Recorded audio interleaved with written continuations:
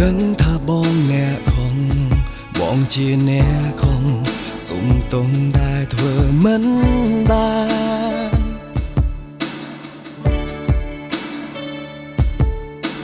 ធ្វើឲ្យអូនឈឺចាប់ធ្វើបាបក៏យ៉ាងជាច្រើនដងជាច្រើនសា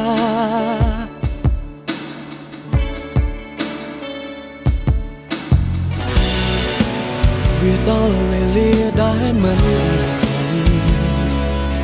ហេតុផលព្រោះស្រលាញ់មុនហើយមិនចង់ឲ្យអូនយំបងសុំជាលើចុងក្រោយអរគុណដែលទ្រាំរួមក្បែរបងរឿងរ៉ាវដែលកន្លងស្នេហ៍ស្នងអូនក្រំឈឺមកជាយូរលើកលែងទងឲ្យបងហើយរកមនុស្សដែលអូនគួរហេតុផលព្រោះមិនចង់ឲ្យអូនឈឺទៀតឡើយ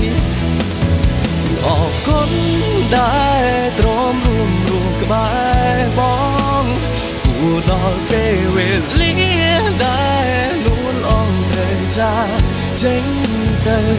ជូនទៅផ្នែកហើយទុំងាកក្រោយពេលគ្មានបងនៅបងត្រូវដើរលើផ្លូវក្បែរភាពឯកា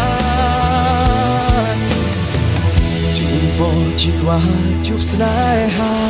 ពិត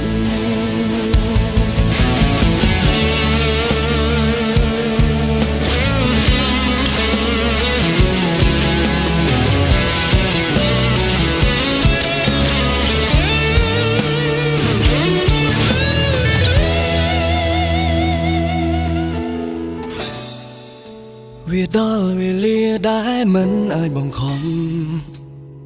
ហេតុផលព្រោះស្រលាញ់មកមិនចង់ឲ្យអូនយំបងសុំជាចុងក្រោយអរគុណដែលទ្រាំរួមក្បែរបងរឿងរ៉ាវដែលកន្លងស្នេហ៍ស្នងអូនទ្រាំឈឺមកជាយូរលើកលែងទង